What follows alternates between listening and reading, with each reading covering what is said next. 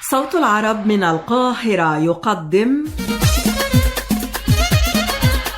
الرسالة اليومية لمهرجان المسرح العربي في دورته 13 بالدار البيضاء بالمغرب، مع غادة كمال وحاتم العجمي. الإخوة والأصدقاء، أهلا ومرحبا بكم مع رسالة جديدة من رسائل مهرجان المسرح العربي في دورته 13، والتي تقام في الدار البيضاء في المملكة المغربية في الفترة من 10 وحتى 16 من يناير الحالي. تقام الدورة برعايتين ساميتين لجلالة الملك محمد السادس وأخيه دكتور سلطان بن محمد القاسمي عضو المجلس الأعلى للاتحاد حاكم الشارقة، وتقام بالتعاون بين الهيئة العربية للمسرح ووزارة الثقافة والشباب والتواصل بالمملكة المغربية. مزيد من التفاصيل من خلال هذه اللقاءات. ومع المشاركين في الندوات التطبيقية داخل المهرجان، يسعدنا أن نلتقي مع الناقد المسرحي السوداني المعروف السر السيد. بنرحب بيك، وحضرتك لك ندوة تطبيقية عن مسرحية عراقية بعنوان الميت مات للكاتب العراقي المعروف علي عبد النبي الزيدي. صحيح، أهلا وسهلا. بداية أحب أقول كلمة حول مهرجان العربي الذي تقيمه الهيئة العربية، والتي درجت على إقامته في كل مرة في عاصمة أو من عواصم الوطن العربي. بعتقد الفكرة دي في حد ذاتها فكرة قيمة جدا، لأنها يعني أول ما تفعله بتخلق قدر من التعارف مع فئة مهمة جدا جدا في مجتمعاتنا العربية، اللي هي فئة الفنانين المسرحيين، بحسبان أنه المسرح ظل لفترات طويلة حاضر في مجتمعاتنا العربية، ولعب أدوار كبيرة جدا في التعليم وفي التنوير وفي التثقيف. فبهذا الفهم الانتقال من بلد إلى بلد ده في حد ذاته غير كده، غير أنه بيوزع الأعمال الدرامية دي ويعرف الناس بشكل خفي جدا بثقافات بعض. يعني العراقي حيشوف عروض مصرية، والمصري حيشوف عروض بحرينية، والبحريني حيشوف عروض سودانية. تواصل عربي مسرحي، تواصل عربي مسرحي ممتاز. تكريم مجموعة من المسرحيين المغاربة سيتم تكريمهم عن رحلة مهمة جدا في مجال المسرح المغربي، وتقديم عروض مسرحية مغربية من البلد المضيف لهذه الدورة. يؤكد على دور الهيئة العربية للمسرح في نشر ثقافة كل دولة بتدخل لتقديم المهرجان بداخل هذه الدولة، إلى جانب ما تفضلت من ذكري بالتواصل العربي. صحيح، ودي بفتكر يعني فكرة مهمة جدا جدا، إنه البلد المضيف يكون عنده فرصة إنه يعرف الناس أكثر وعروضه المسرحية بثقافته المسرحية بإشكالات المسرح في بلده، وبالطريقة دي يعني بيتوفر للزائر المسرحي إنه في كم يوم كده في عدد أيام محدودة يعرف وضعية المسرح في البلد المعين. بفتكر دي واحدة من السياسات المسرحية الجيدة اللي بتتبناها الهيئة، وأنا شايف إنه الهيئة العربية يعني لحد كبير جدا جدا أصبحت البيت المسرحي العربي أو الحاضنة. دعنا نشاهد عرض ميت مات لعلي عبد النبي الزيدي بعيون الناقد السوداني المعروف السر السيد، وأنت من ستقوم بتقديم الندوة التطبيقية الخاصة بالعرض. أنا بفتكر إنه يعني العرض ده فيه ميزات كثيرة جدا، ولعل أهم ميزة هي الميزة المرتبطة بالجمهور. أنا بقصد هنا إنه العرض بيستعيد مسألة في المسرح بدت يعني في المسرح العربي ده من أيام توفيق الحكيم، واستمرت لحد سعد الله والنوس، اللي هو الفكر، حضور الفكر في قضية أساسية بترتبط بالتغيير وآليات التغيير بين الانتظار وبين العمل وكده، فبالتالي بيغارب قضية يعني ذات طابع فلسفي كبير جدا. غير كده فيه حضور للنص. نقطة أخيرة لصالحنا كلنا، إنه هو بيفتح باب للتنوع.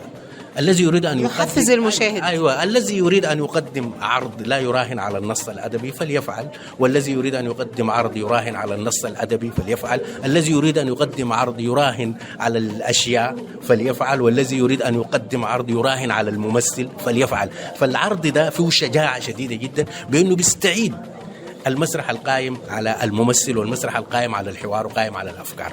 بشكر حضرتك شكرا جزيلا. شاهدنا العرض من خلال عيون ناقدة، هي عيون الناقد المسرحي السوداني المعروف السر السيد، وإن شاء الله ندوة تطبيقية موفقة بإذن الله. شكرا جزيلا لك. الرسالة اليومية لمهرجان المسرح العربي في دورته 13 بالدار البيضاء بالمغرب. الإخوة والأصدقاء، من مصر يشارك وفد مصري كبير داخل فعاليات مهرجان المسرح العربي. هيكون معنا حالا نجمة بتقدم عمل مسرحي مصري مشارك في المهرجان.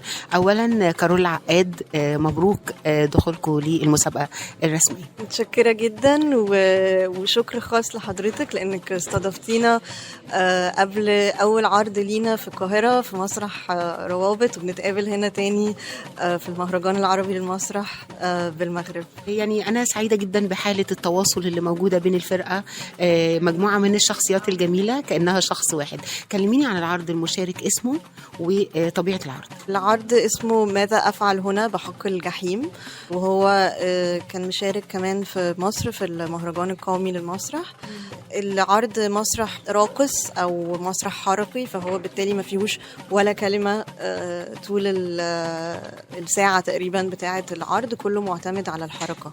طيب إذا كان العرض معتمد فقط على الحركة وما فيش ولا كلمة بتقال على خشبة المسرح، أولا إيه النص اللي بتمشوا عليه؟ يعني أكيد في نص مكتوب. ثانيا أنتوا يقع على عاتقكم عبء كبير إنك أنت بتوصلي عن طريق الحركة الرسالة الخاصة بالمسرحية وليس عن طريق الكلام. طبعا الكلام بيبقى أسهل من الحركة. احنا بدأنا شغل في مختبر، هو العرض بيحصل في مطبخ، فاحنا بدأنا شغل في مطبخ بحقه حقيقي فعلا بأدوات مطبخ، وكان في جزء لعبي جدا، وده نوع المسرح اللي انا يعني بحبه، انه جاي شوية من الارتجال والحتة دي مع الرقص المعاصر والمسرح الجسدي أو كده.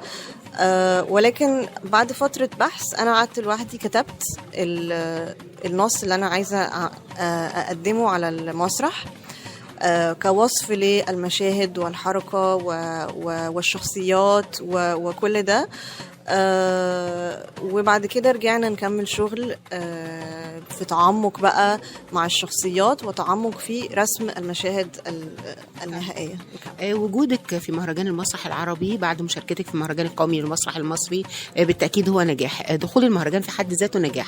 عايز أعرف شعورك مع مجموعة الشباب المتميز اللي معاكي. أنا ممتنة جدا وكلنا ممتنين جدا مبسوطين جدا، لأنه احنا كمان جايين، يعني ده أول عرض أنا بخرجه لوحدي، وأول تجربة إنتاجية كاملة، لأن أنا حصلت على منحة إنتاج.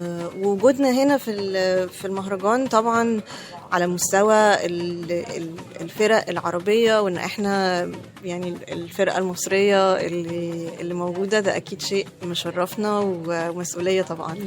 سعيدة جدا بوجودكم داخل المهرجان، مجموعة من الشباب المتميز المؤمن بقيمة المسرح، وواضح إنك أنت كمان مؤمنة بقيمة الفنان الشامل، لأنك بتكتبي وبتمثلي وبتقضي إيقاع راقص، فده معناه إنك مؤمنة بفكرة الفنان الشامل جدا. يعني الناس كلها كانت تقعد تقولي ما تركزي في حاجة ما تركزي في حاجة، بس أنا كنت شايفة بشكل واضح إنه لا، هو في نوع معين من الفن أنا عايزة أقدمه، وهو فعلا شامل ويحتمل إنه يعني نجرب بأدوات كتير، لأنه ده بيعمل غنى للعمل اللي بنتفرج عليه لو متوظف بهدف. بشكرك شكرا جزيلا، وأجمل الأمنيات بالتوفيق، وإن شاء الله نلتقي مرة أخرى. متشكرة جدا جدا.